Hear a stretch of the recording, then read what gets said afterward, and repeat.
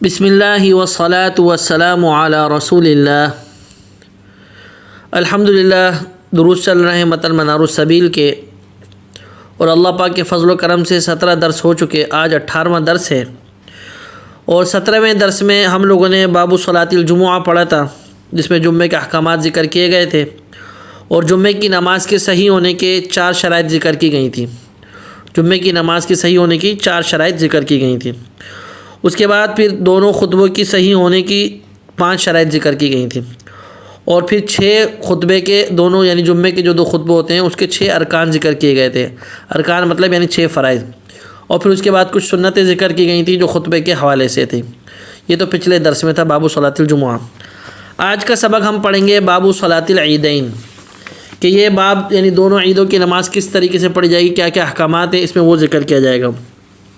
تو وہی ہے فرض کفایہ، کہ عیدین کی دونوں عید کی جو نماز ہے فرض کفایہ ہے۔ فرض کفایہ مطلب یعنی ہر شخص پہ لازم نہیں ہے، فرض نہیں ہے، بلکہ اگر محلے میں سے آدھے لوگوں نے بھی پڑھ لی تو سب کی طرف سے کفایہ کافی ہو جائے گی۔ پچھلے اسباق میں آپ لوگوں کے سامنے عرض کیا گیا تھا نا، ایک ہوتا ہے فرض کفایہ، ایک ہوتا ہے فرض عین۔ تو عید کی یعنی فجر، ظہر، عصر 5 وقت کی نماز تو فرض عین ہے، اور عید کی نماز جو ہے یہ کیا ہے، فرض کفایہ ہے، یعنی آدھے لوگوں نے بھی پڑھ لی تو باقی لوگوں کی طرف سے کافی ہو جائے گا۔ وشروطها یعنی عیدین کی نماز کی جو شرائط ہیں کل جمعے کی طرح ہیں، یعنی جمعے کی نماز کی جو شرائط تھی نا، ہم لوگوں نے جمعے کی نماز کی کیا شرائط پڑھی تھی، 4 شرائط پڑھی تھی، جس میں سے پہلے نمبر پہ کیا تھی کہ وقت کا ہونا، دوسرے نمبر پہ یہ کہ بستی کا ہونا، یکون بقریہ، اور تیسرے نمبر پہ حضور 40 اس کا ہونا۔ تو 3 یعنی شرائط تو جمعے کی عید کی شرائط جمعے کی شرائط کی طرح ہیں، لیکن ما عدل خطبتیں، لیکن عید جمعے کے لیے جو شرط تھی خطبوں کا ہونا، دونوں خطبوں کا ہونا جمعے کی نماز سے پہلے، عید کے لیے شرط نہیں ہے کہ جمعے کی نماز سے پہلے دونوں خطبوں کا ہونا۔ آگے وَتُسَنُّ بِالصَّحْرَاء، اور سنت ہے کہ عید کی نماز صحرا یعنی میدان میں پڑھنا۔ وَيُكْرَهُ النَّفْلُ قَبْلَهَا وَبَعْدَ، اور مکروہ ہے عید کی نماز سے پہلے یا عید کی نماز کے بعد نفل کا پڑھنا۔ یہ سب یاد رکھیں کہ کیا چیز سنت ہے، کیا چیز مکروہ ہے، کیا چیز فرض ہے، کیا چیز شرط ہے، یہ ذہن میں رکھیں۔ اچھا، قبل مفارقۃ المصلی، یعنی عیدگاہ سے جدا ہونے سے پہلے عیدگاہ سے جدا ہونے سے پہلے وہاں پر نفل پڑھنا یہ کیا ہے، مکروہ ہے، یعنی ابھی عیدگاہ میں ہی وہاں سے ابھی ہٹے نہیں ہیں لوگ اور نفل شروع کر دیں تو یہ کیا ہے، مکروہ ہے۔ ووقتها كصلاۃ الضحى، اور عید کا نماز کا وقت کب سے ہوتا ہے، صلاۃ الضحیٰ کا جب سے وقت شروع ہوتا ہے۔ صلاۃ الضحیٰ یعنی چاش کی نماز کا جب سے وقت شروع ہوتا ہے، جب سے عید کا نماز شروع ہوتا ہے۔ پیچھے ہم نے پڑھا تھا کہ ضحیٰ کا وقت کب سے شروع ہوتا ہے، کہ سورج جب نکلنے کے بعد تھوڑا اوپر ہو جائے، یعنی جو تقریباً 10-15 منٹ کے بعد سورج نکلنے کے بعد عید کا نماز وقت شروع ہو جاتا ہے۔ آگے فَإِن لَّمْ يَعْلَمُوا بِالْعِيدِ إِلَّا بَعْدَ الزَّوَالِ صَلُّوا مِنَ الْغَدِ قَضَاءً، اگر کسی کو نہیں پتہ چلا عید کے دن کا کہ آج تو عید کا دن ہے اور انہوں نے عید کی نماز نہیں پڑھی، إِلَّا بَعْدَ الزَّوَالِ، لیکن زوال کے وقت کے بعد، یعنی جب ظہر کا وقت شروع ہو گیا اب ان کو پتہ چلا کہ او ہو آج تو عید کی نماز تھی، آج عید کا دن تھا، ہمیں عید کی نماز پڑھنی تھی، اب نہیں پڑھ سکے تو اب وہ کیا کریں گے، صَلُّوا مِنَ الْغَدِ قَضَاءً، اب وہ دوسرے دن عید کے وقت میں دوسرے دن یعنی جو عید کا وقت ہوتا ہے اس میں عید کی نماز پڑھیں گے قضا کی نیت سے۔ آگے وسنہ، اور سنت ہے تبکیر المأمومی، کہ جلدی آنا، صبح سویرے آنا، جلدی آنا، کس کو، مقتدیوں کو جلدی آنا عیدگاہ میں، یہ کیا ہے، سنت ہے۔ وتأخر الامام الی وقت الصلاۃ، اور نماز کے وقت تک امام کو جو ہے اب تاخیر کرنا یہ سنت ہے۔ مقتدیوں کو جلدی آنا اور امام کو نماز کے وقت تک بالکل یعنی اینڈ نماز کے ٹائم میں آئے اس ٹائم امام کو آنا کیا ہے، سنت ہے۔ آگے وَإِذَا مَضَى فِي طَرِيقٍ رَجَعَ فِي أُخْرَى وَكَذَا الْجُمْعَةِ، اور اسی طریقے سے یہ بھی سنت ہے کہ عید کی نماز جس راستے سے پڑھنے جائے نا، رجع فی اخرى، دوسرے راستے سے واپس آنا، یہ کیا ہے، سنت ہے۔ وقت الجمعہ، اسی طریقے سے یہ سنت جمعے کے لیے بھی سنت ہے کہ بھائی جس راستے سے جس گلی سے آپ عید کی نماز یا جمعے کی نماز پڑھنے جائیں تو جب وہ عید کی نماز یا جمعے کی نماز پڑھ کے آپ واپس آئیں تو راستہ تبدیل کر آئیں، تو یہ راستہ تبدیل کر کے آنا کیا ہے، یہ بھی سنت ہے۔ آگے وصلاۃ العید رکعتان، اور عید کی نماز جو ہے کتنی ہوتی ہے، 2 رکعتیں ہوتی ہیں۔ یکبر فی الاولی، پہلی رکعت میں جو ہے تکبیر کی جائے گی، بعد تکبیرۃ الاحرام وقبل تعوذ، یعنی جب تکبیر تحریمہ کے بعد اور اعوذ باللہ بسم اللہ سے پہلے تکبیریں کہی جائیں گی۔ پہلی رکعت میں کتنی تکبیریں کہی جائیں گی، 6 تکبیریں کہی جائیں گی۔ وفی الثانیۃ، اور دوسری رکعت میں قبل القراءۃ، یعنی جب دوسری رکعت شروع کریں گے تو قراءت شروع یعنی سورہ فاتحہ قراءت شروع کرنے سے پہلے تکبیریں کہی جائیں گی، کتنی، 5 تکبیریں کہی جائیں گی، پہلی میں 6 دوسری میں 5، اور پہلی میں جو ہے نا اعوذ باللہ سے پہلے اور تکبیر تحریمہ کے بعد، اور دوسری میں جو ہے قرات سے پہلے، اس کو ذہن میں رکھیں، پہلی میں 6 دوسری میں 5 تکبیریں کی جائیں گی۔ یرفع یدیہ مع کل تکبیرۃ، اور ہر تکبیر کے ساتھ ہاتھوں کو بلند کیا جائے گا، ویقول بینہما، اور تکبیروں کے درمیان کیا پڑھا جائے گا؟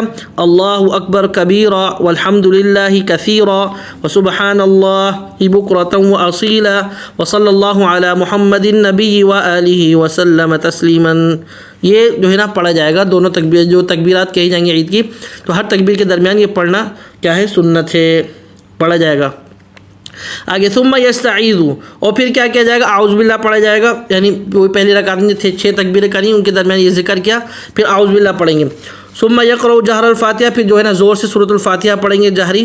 ثم سبح، یہ پھر جو ہے نا کس کو پڑھیں گے؟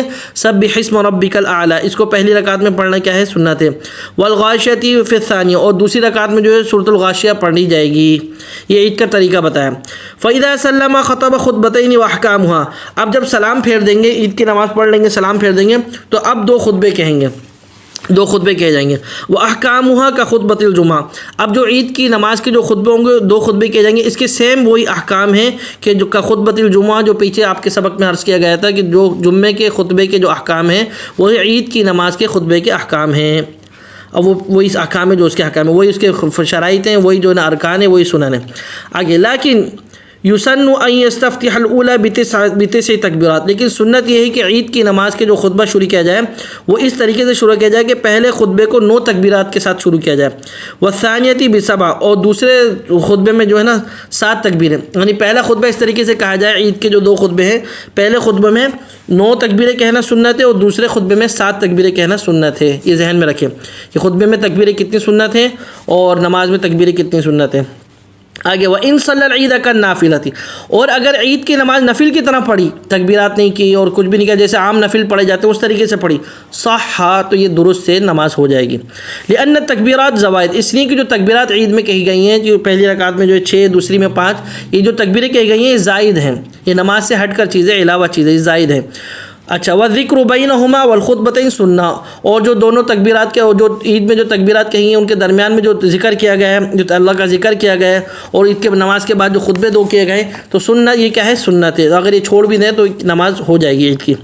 آگے وسنہ لمن فاتہ قضاؤها ولو بعد الزوال، اور سنت ہے اگر کسی شخص کی عید کی نماز قضا ہو جائے تو اس عید کی نماز اگر فوت ہو جائے تو اس کی کیا کرے؟ قضا کرے۔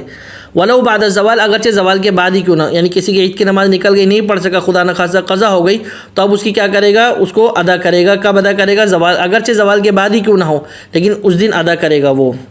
آگے فصل عید کی نماز کے حوالے سے احکامات اس میں ذکر کیے جائیں گے کہ یسن تکبیر المطلق والجہر به فی لیلۃ العیدین الی فراغ الخطبہ، سنت ہے تکبیر مطلق کہنا۔ تکبیر مطلق یعنی وہ تکبیر جس کا کوئی ٹائم وقت خاص نہیں ہے، کسی وقت بھی اٹھتے بیٹھتے چلتے پھرتے، اونچائی سے اتر رہے ہیں، گاڑی میں چڑھ رہے ہیں، کہیں بھی ہیں بیٹھ رہے ہیں، تو تکبیر کہنا عید کے دنوں میں یہ کیا ہے؟ سنت ہے تکبیر مطلق۔ والجہر به فی لیلۃ العیدین الی فراغ الخطبہ، اور زور سے کی جائے گی عید کی رات کے، یعنی جس دن عید کی رات شروع ہوتی ہے اگلے دن عید ہے، اس سے عید کی جو رات کہلائے گی، اس رات سے اس کو زور سے پڑھنا کیا ہے؟ سنت ہے۔ الی فراغ الخطبہ، اگلے دن عید کے خطبے سے فارغ ہونے تک اس کو جہر کرنا، یہ کیا ہے؟ سنت ہے۔ وفی کل 10 ذی الحجہ، اور اسی طریقے ہر 10 ذی الحجہ میں، یعنی 10 ذی الحجہ یعنی ذی الحجہ کے جو شروع کے 9 دن ہیں، 10 دن ہیں، اس میں بھی تکبیر مطلق چلتے پھرتے اٹھتے بیٹھتے کہنا کیا ہے؟ سنت ہے، اور عید کی رات کے دن سے اگلے دن خطبے کے ختم ہونے تک بھی کہنا کیا ہے؟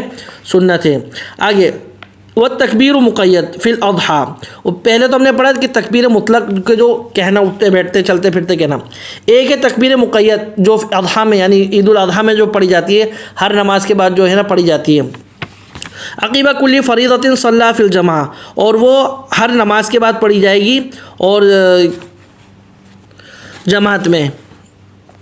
اب یہ کب سے پڑھی جائے گی؟ تو من صلاۃ فجر یوم عرفہ الی عصر آخر ایام تشریق، یہ کب سے پڑھی جائے گی؟ یوم عرفہ یعنی جس دن 9 ذی الحجہ کا دن ہے، اس کی فجر کی نماز سے لے کے الی عصر آخر ایام تشریق، جس دن عید کے یعنی چوتھے دن کے عصر کی نماز تک یہ جو ہے نا پڑھی جائے گی۔ الا المحرمہ، لیکن جو احرام ہے، حالت احرام میں یعنی جو حاجی ہیں وہ نہیں پڑھیں گے، ان کے لیے لازمی نہیں ہے۔ آگے فیکبر من صلاۃ الظہر یوم النحر، یعنی جو حالت احرام میں وہ کب سے پڑے گا؟ وہ 9 ذی الحجہ کی فجر سے نہیں پڑے گا، بلکہ وہ کب سے پڑے گا؟ جو عید کا 10ویں تاریخ ہے نا، 10 ذی الحجہ، جس دن قربانی کا دن ہے، یوم النحر، جس دن قربانی کا دن ہے، تو اس دن کی ظہر کی نماز سے وہ تکبیریں پڑھنا کیا کرے گا؟ شروع کرے گا۔ آگے وَيُكَبِّرُ الْإِمَامُ مُسْتَقْبِلَ النَّاسِ، اور جب ہر نماز کے بعد یہ تکبیریں پڑھی جائیں گی تو امام جو ہے مقتدیوں کی طرف رخ کر کے، چہرہ کر کے اس تکبیر کو پڑھے گا۔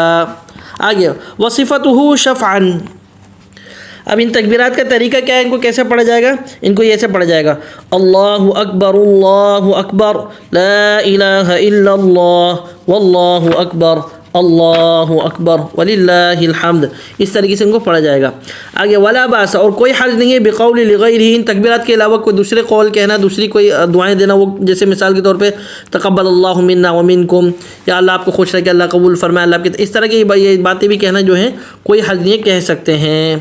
تو یہاں تک ہمارا باب صلاۃ العیدین مکمل ہو گیا۔ آگے باب صلاۃ الکسوف، صلاۃ کسوف یعنی سورج گرہن یا چاند گرہن جب ہو جائے تو جو نماز پڑھی جاتی ہے اس کو صلاۃ کسوف بولتے ہیں۔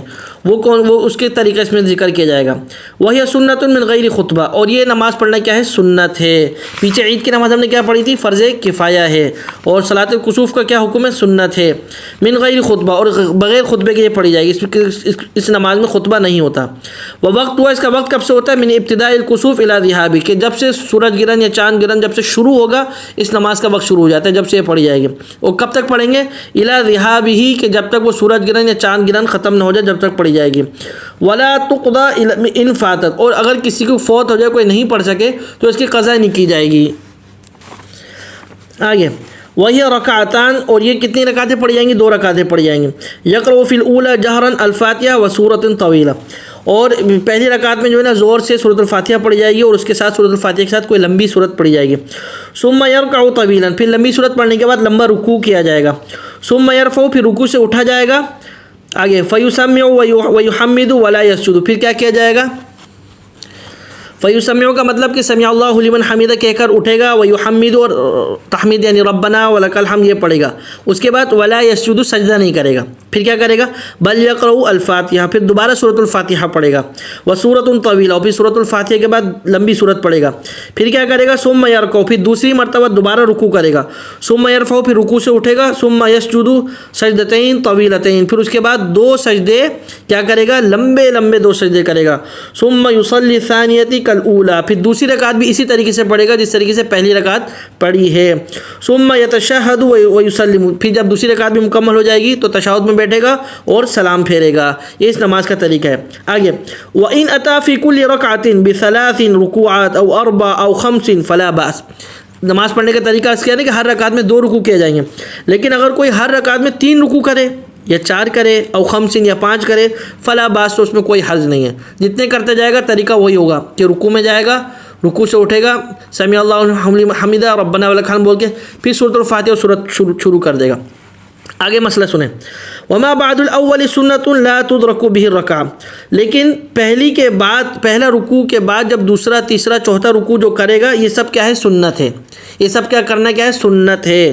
لا تدرک به الرکعہ، لیکن اگر کسی نے پہلا رکوع جس کو نہیں ملا، اب کوئی اس نمازی پیچھے سے آیا ہے کہ پہلا رکوع تو ہو چکا پہلی رکعت میں، اب دوسرا رکوع ہو رہا ہے، تیسرا رکوع ہو رہا ہے، چوتھا رکوع اس کو ملا، تو اب اس کو رکعت نہیں ملے گی۔ پہلا رکوع نکل گیا، رکعت سمجھو نکل گئی، بھلے اس کو اب دوسرا، تیسرا، چوتھا رکوع ملا، اب اس کو رکعت نہیں ملی پہلی والی، اب اس رکعت کو بعد میں مکمل کرے گا۔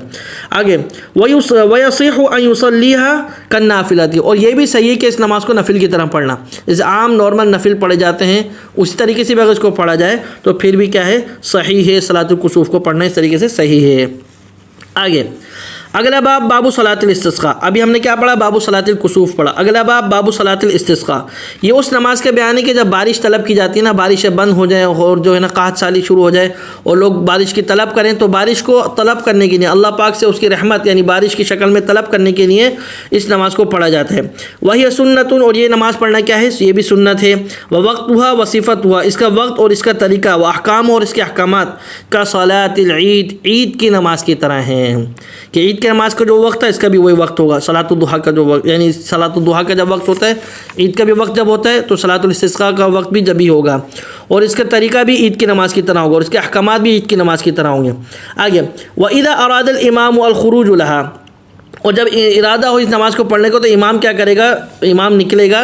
جب ارادہ ہو امام کا تو امام اپنے مقتدیوں کے لیے کیا کرے گا؟ نکلے گا. وعظ الناس وامرهم بالتوبہ، اور کیا کرے گا؟ واعظ و نصیحت کرے گا اور لوگوں کو کیا کرے گا؟ حکم کرے گا توبہ کرنے کا کہ بھئی توبہ کرو اللہ سے. والخروج من المظالم، اور اس بات کے بھی حکم کرے گا لوگوں کو ظلم کرنا چھوڑ دو. آگے وَيَتَنَظَّفُوا لَهَا، اور صاف ستھرے ہو کر جو ہے نا اس نماز کے لیے نکلا جائے گا. وَلَا يَتَطَيِّبُ، اور خوشبو نہیں لگائے گا. آگے وَيَخْرُجُ مُتَوَاضِعًا، اور بہت عاجزی کے ساتھ، تواضع کے ساتھ نکلے گا. مُتَخَشِّعًا، ڈرتا ہوا نکلے گا. مُتَذَلِّلًا، عاجزی کے ساتھ. مُتَضَرِّعًا، انکساری کے ساتھ. بڑا یعنی ڈرتا ہوا، عاجزی، انکساری کے ساتھ، اور بہت جو ہے نا اللہ سے ڈرتا ہوا اس نماز کے لیے نکلے گا. وَمَعَهُ أَهْلُ الدِّينِ، اور اس امام کے ساتھ جو ہے نا دیندار لوگ بھی ہونے چاہیے، نمازی ہوں. یہ نہیں کہ سارے جو ہے نا چور ڈکیت اور سارے جو ہے نا اوچھے لفنگے جمع ہو جائے، نہیں.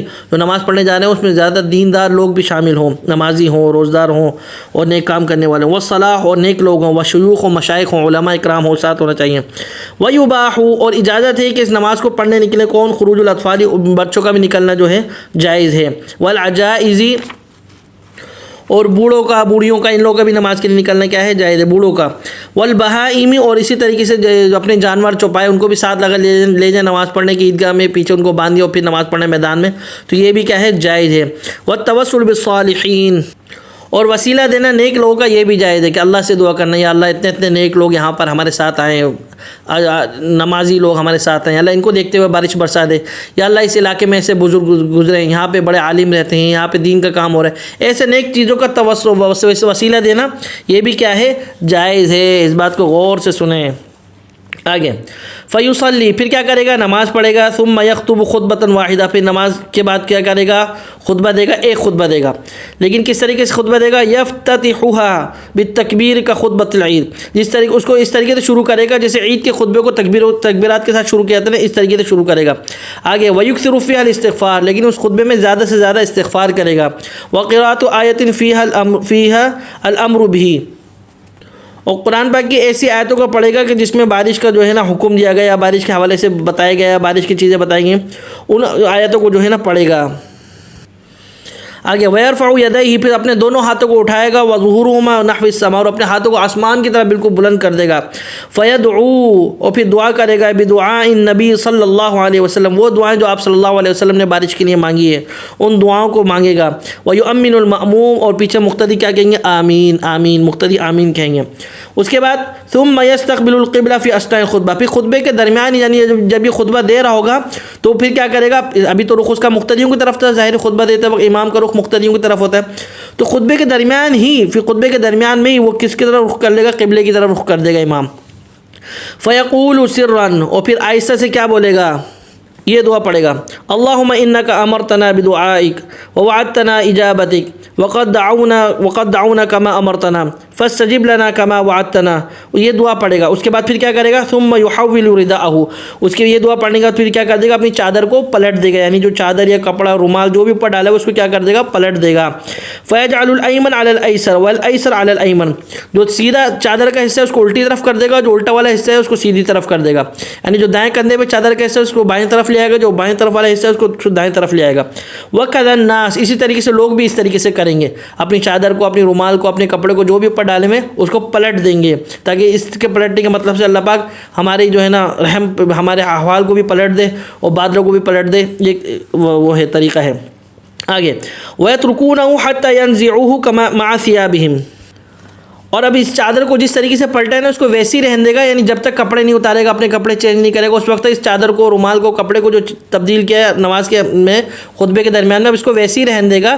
یعنی کہ ابھی خطبہ ختم ہو بعد میں سیدھی کر لے، نہیں، اب اس کو ویسے ہی رہنے دے گا. اس کے بعد پھر جب اپنے کپڑے چینج کرے گا، کچھ کرے گا، اتارے گا، اس وقت اس کو اتارے گا، صحیح کرے گا. آگے فَإِن سُقُوا، پس اگر بارش ہو جائے تو ٹھیک ہے. وَإِلَّا عَادُوا ثَانِيًا وَثَالِثًا، لیکن اگر نہیں ہو تو بھی اسی نماز کو بعد میں دوسری مرتبہ بھی پڑھے، تیسری مرتبہ بھی پڑھے، ایسے کرنا چاہیے. آگے وَيُسَنُّ الْوُقُوفُ فِي أَوَّلِ الْمَطَرِ، اور اگر اس نماز کے پڑھنے کے بعد میں جب بارش ہو، پہلی بارش جب بھی ہو اس نماز کے پڑھنے کے بعد، تو سنت ہے اس بارش میں کیا ہونا؟ ٹھہرنا. یعنی کہ بارش ہو تو بھاگ کے گھر میں چلے جائیں، نہیں، بلکہ اس بارش میں کیا کرے؟ ٹھہرے. والوضوء، اور اس بارش کے پانی سے کیا کرے؟ وضو کرے. والاغتسال منه، اور اس میں کیا کرے؟ غسل کرے، اپنے آپ کو دھوئے.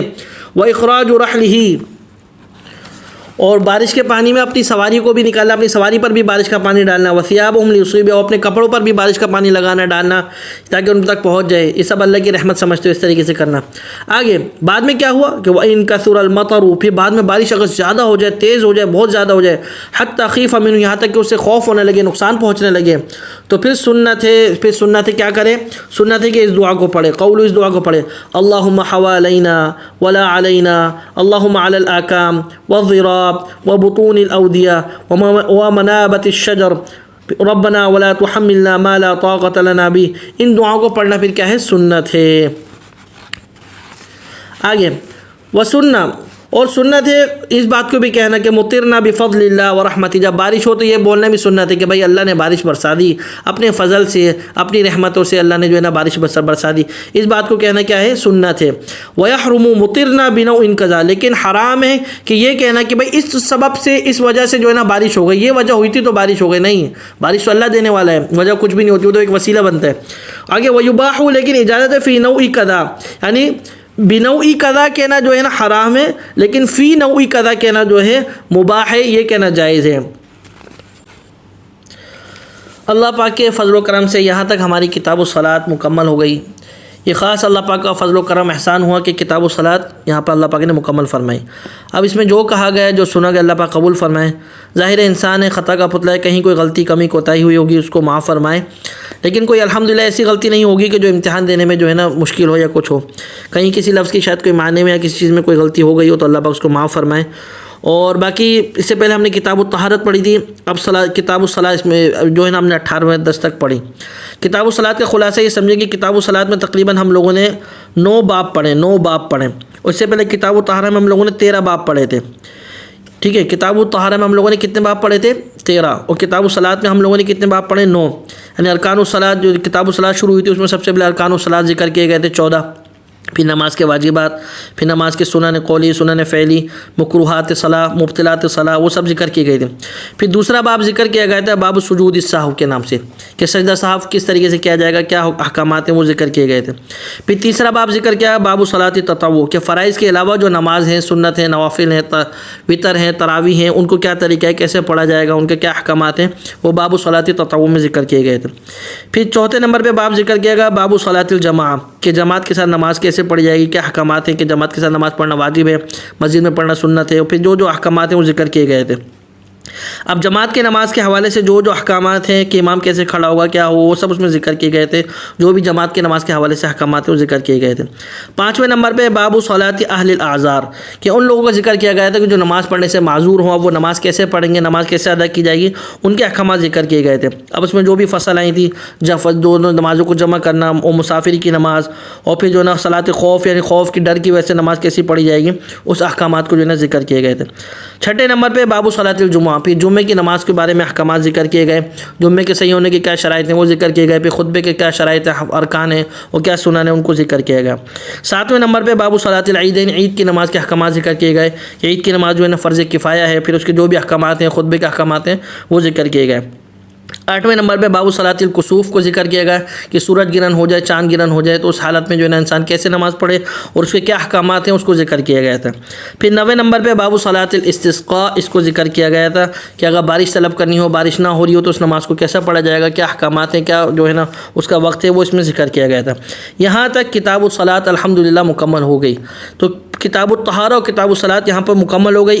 امتحان کے لیے آپ لوگ امام با کے لیے اس کی صحیح طریقے سے مکمل تیاری کریں۔ اس کے بعد جو کتاب الجنائز ہے وہ امتحان میں ہے یا نہیں، بعض لوگ کہتے ہیں ہے، بعض کہتے ہیں نہیں ہے، لیکن صحیح قول یہی ہے کہ وہ شامل نہیں ہے، اور اکثر ساتھیوں نے ہم 5 سال سے تقریباً سے زیادہ عرصہ ہو گیا دیکھ رہے ہیں، امتحان دے رہے ہیں، تو کتاب الجنائز سے کوئی سوال نہیں آتا۔ پھر بھی اس کا یہ ہے کہ کوئی احتیاطاً ساتھی جس کا امتحان ہو تو امتحان سے پہلے اس کو دیکھ لے، سمجھ لے، ایک آدھ مرتبہ کتاب الجنائز کو بھی، وہ 4-5 صفحے ہیں، لیکن اس کے جو ہے نا ضرورت نہ ہونے کی وجہ سے اس کی ریکارڈنگ نہیں کی جا رہی، بس کتاب الصلاۃ کے یعنی انتہا تک جو ہے نا ریکارڈنگ کی گئی ہے۔ اللہ پاک قبول فرمائے۔ اب انشاءاللہ دوسرا درس بعد میں نیا درس شروع کیا جائے گا آپ لوگوں کی خدمت میں، جو عقیدی کتاب ہے اس کا جو ہے نا احکامات اور اس کے جو ہے نا درس شروع کیا جائے گا، اس میں بھی اللہ پاک سے دعا کہ اللہ پاک صحیح ریکارڈ کرنے کی توفیق عطا فرمائے۔ لہٰذا آج کے سبق کو ہم یہیں پر ختم کرتے ہیں۔ جو کہا گیا، جو سنا گیا، اللہ پاک اپنی بارگاہ عالیہ میں قبول و منظور فرمائے۔ جو بھی غلطی، کمی، کوتاہی اس کو معاف فرمائے، اور اس سب کو آپ لوگوں کی خدمت کی ساری امت مسلمہ کے لیے جو ہے نفع بخش بنائے، اور ہم سب کے لیے صدقہ جاریہ بنائے۔ دعاؤں میں یاد رکھیے گا۔ السلام علیکم ورحمۃ اللہ وبرکاتہ۔